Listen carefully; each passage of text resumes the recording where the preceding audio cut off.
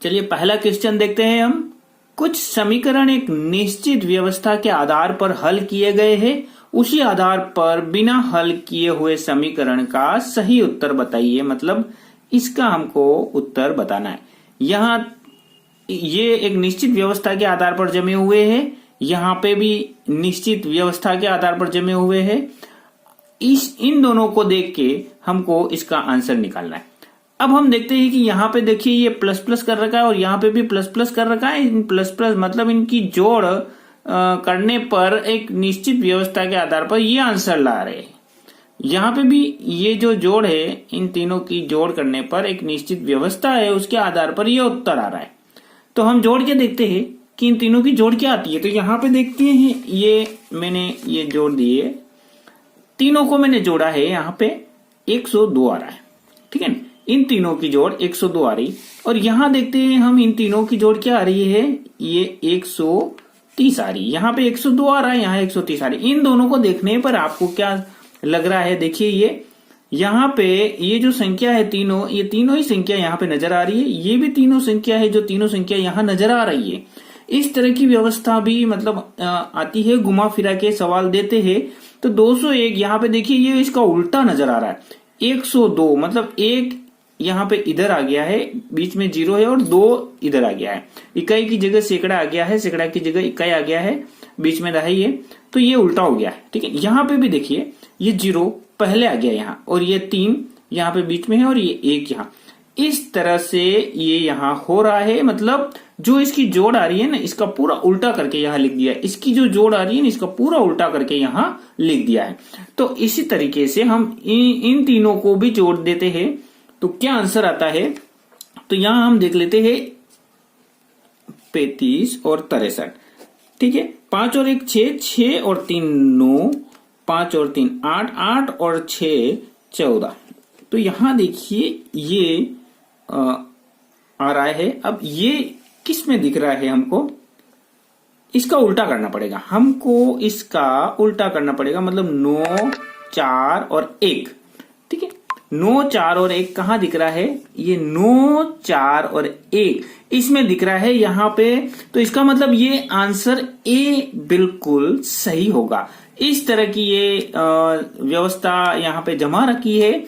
तीनों की जोड़ और जोड़ का उल्टा, तीनों की जोड़ उस जोड़ का उल्टा, इन तीनों की जोड़ उस जोड़ का उल्टा। यहाँ पे इन तीनों की जोड़ 149 आ रही थी, और 149 को अगर हमने उल्टा किया 149 मतलब 941, ये आंसर आ गया। ठीक है ना, इस तरह से हम ये सवाल करेंगे। तो इस तरह से कई बार इस तरह के क्वेश्चन रीजनिंग के अंतर्गत आ जाते हैं।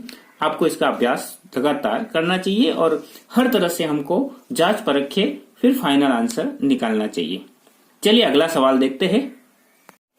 चलिए दूसरा क्वेश्चन हल करते हैं। नीचे दी गई प्रश्न का सही वेन आरेख बताइए। जैसे ये तीनों ही दे रखे हैं, इसके अनुसार सही वेन आरेख कौन सा बनेगा, ये हमको उत्तर देना है। इस तरह के प्रश्न परीक्षा में बार बार आते हैं। प्रबंधक, मजदूर संघ और कामगार, ये तीनों दे रखे हैं, प्रबंधक, मजदूर संघ और कामगार। तो यहां देखिए ये जो कामगार होता है, काम करने वाले, ठीक है, जो एट स्पॉट जहां पे काम करते हैं। ये मजदूर संघ, मजदूर संघ किससे बनता है, कामगार से, कामगार लोगों से ही मजदूर संघ बनता है। तो इसका मतलब मजदूर संघ के अंदर ये कामगार लोग होते हैं। अब तीसरा देखिए प्रबंधक, प्रबंधक जो होता है वो बिल्कुल इन लोगों से बिल्कुल हट के होता है। प्रबंधक जो उस पूरी प्रणाली का प्रबंध करता है, मतलब पूरा स्ट्रक्चर का निर्माण जो करता है प्रबंधक, ठीक है ना। तो वो प्रबंधक पूरा अलग ही होता है। तो वो मजदूर के अंदर मजदूरों के से बिल्कुल अलग तरह का होता है। मजदूर और कामगार एक दूसरे से जुड़े हुए होते हैं। मजदूर संघ के अंदर बहुत कामगार होते हैं। तो यहाँ पे देखिए जब हम बनाएंगे मजदूर संघ बनाएंगे, जैसे ये मजदूर संघ है तो इसके अंदर पूरा ये कामगार आ जाता है, ठीक है ना। अब प्रबंधक, प्रबंधक इससे बिल्कुल मतलब अलग ही होता है। जो प्रबंध करता है तो वो पूरा ही अलग होता है प्रबंधक। इसके अंदर मजदूर नहीं आएंगे, वो प्रबंधक पूरा ही अलग ही होता है।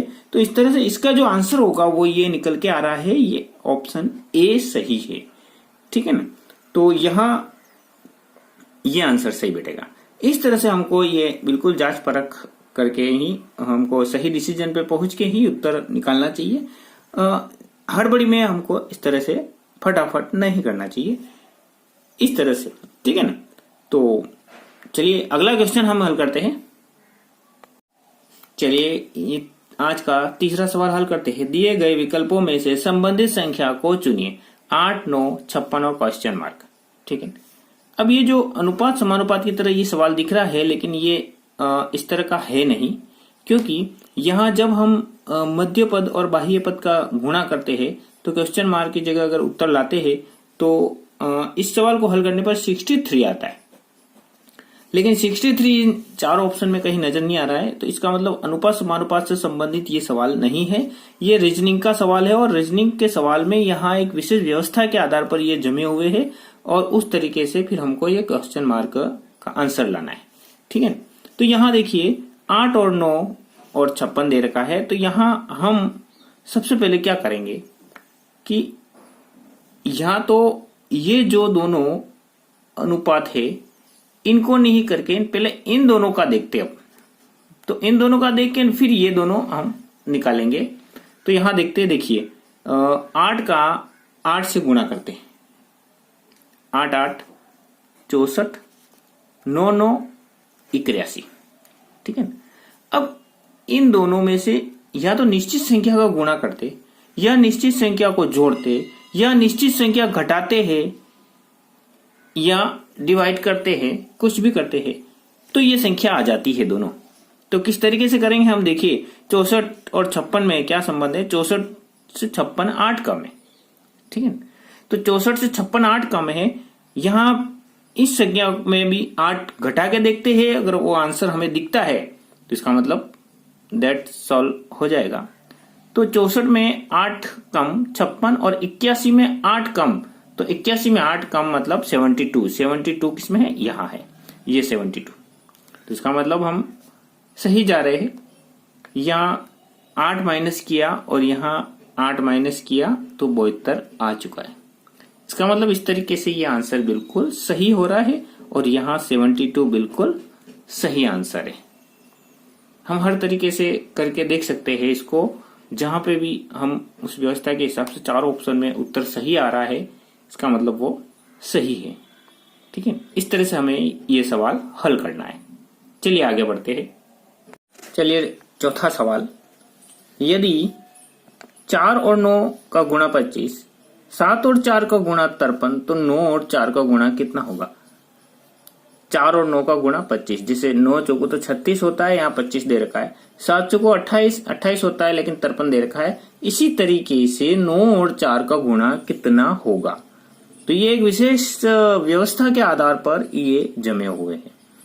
अब हमें किस तरीके से निकालना पड़ेगा, यहाँ हम देखते हैं। देखिए किस तरीके से हम हल करेंगे इसको। यहाँ 9 चौको 36 होता है, 36 से ये कम है, ठीक है ना। कितना कम है, 36 से ये 11 कम है। अब यहां देखते हैं 7 चौको 28 होता है, लेकिन 28 से ये ज्यादा है। इसका मतलब हम यहां कम वाला उस तरीके का नहीं कर सकते। अब हम इन दोनों को जोड़ के देखते हैं। 9 और 4 13 हुए, 13 और 12 25 हुए। 7 और 4 11 हुए, और 11 और 12 क्या 53, तो बहुत ज्यादा हो रहे, लेकिन जोड़ने वाला भी नियम यहां सही नहीं बैठ रहा है। तो अब आगे क्या कर सकते हैं हम, अब एक काम कर सकते हैं। देखो यहां संख्या इतनी ज्यादा दिख रही है ना, बहुत ज्यादा दिख रही है। इसका मतलब जहां बहुत ज्यादा आ रहा है, इसका मतलब या तो उसका स्क्वायर किया होगा या इसका क्यूब किया होगा। जब भी ज्यादा होता है, सीरीज में भी आपको ज्यादा नजर आ जाए, तो इसका मतलब वहां पे कोई क्यूब का नियम लग रहा है या कोई स्क्वायर का नियम लग रहा है। तो हम यहाँ पे क्यूब या स्क्वायर करके देखते हैं। तो यहां देखिए, सबसे पहले इसका स्क्वायर करते हैं। 4 चौको 16, 16 और 9 कितने होते, 25 होते। तो यहां ये सही बैठ गया।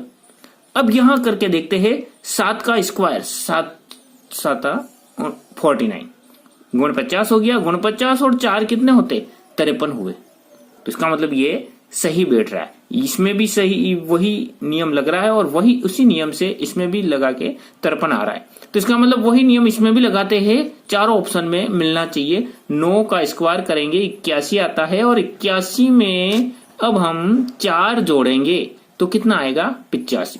तो 85 यहाँ पे चारों ऑप्शन में, ये दूसरे ऑप्शन में या तीसरे ऑप्शन में ये आ रहा है।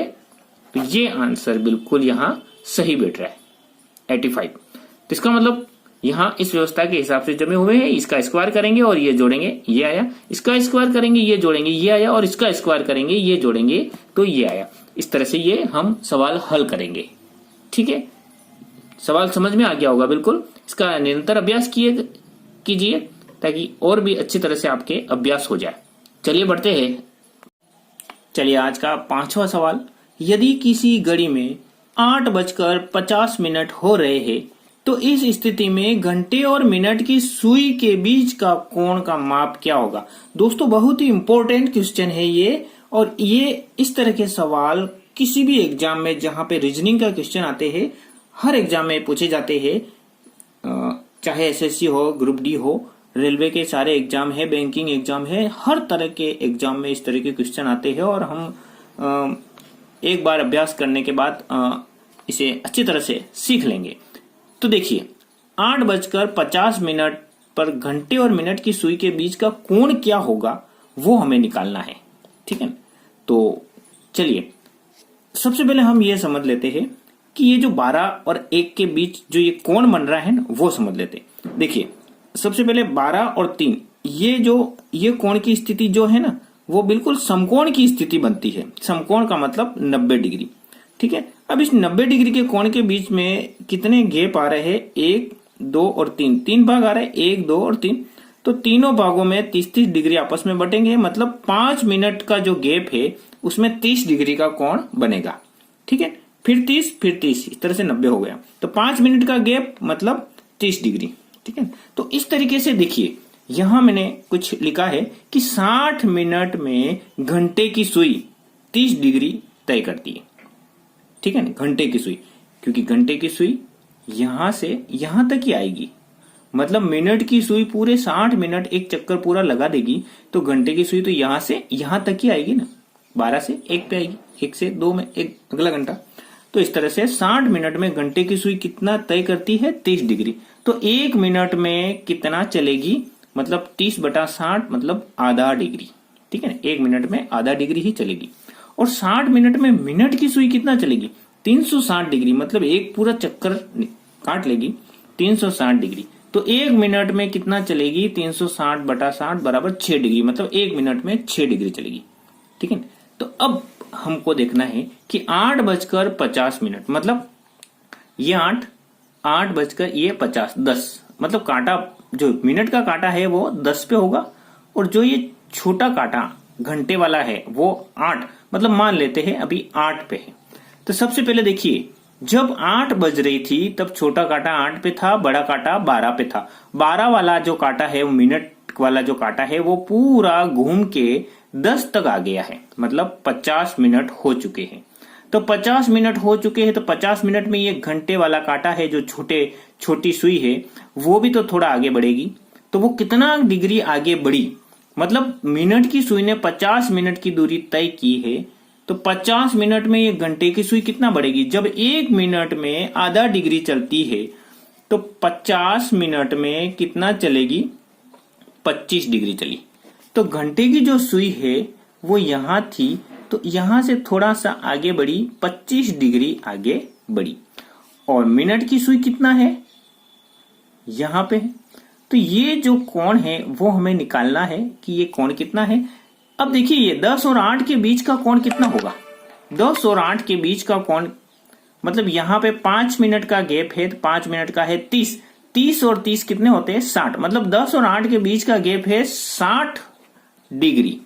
ठीक है, अब घंटे वाली सुई थोड़ा सा आगे बढ़ी। ठीक है ना, 50 मिनट हो चुके हैं तो घंटे वाली सुई थोड़ा आगे बढ़ी। कितना आगे बढ़ी, 25 डिग्री आगे बढ़ी। तो 25 डिग्री हम इसमें कम कर देंगे, मतलब 25 को हम माइनस करेंगे। 10 में से 5 गया 5, 6 में से 3 गए तो 3 बचे, मतलब 35 डिग्री फाइनल आंसर आया। इन दोनों के बीच का कोण कितना होगा? 35 डिग्री होगा। ठीक है ना, इस तरीके से हम ये आंसर निकालेंगे। यहाँ डी ऑप्शन बिल्कुल सही है। तो 8:50 पे कोण कितना होगा? 35 डिग्री। इस तरह के और भी कई सवाल है जिसका इस तरह से आप अभ्यास कर सकते हैं। आपको ध्यान केवल ये रखना है कि 1 मिनट में आधा डिग्री घंटे की सुई चलती है और 1 मिनट में 6 डिग्री मिनट की सुई चलती है। ये आपको ध्यान रखना पड़ेगा। ठीक है दोस्तों, ये वीडियो आपको बहुत अच्छा लगा होगा।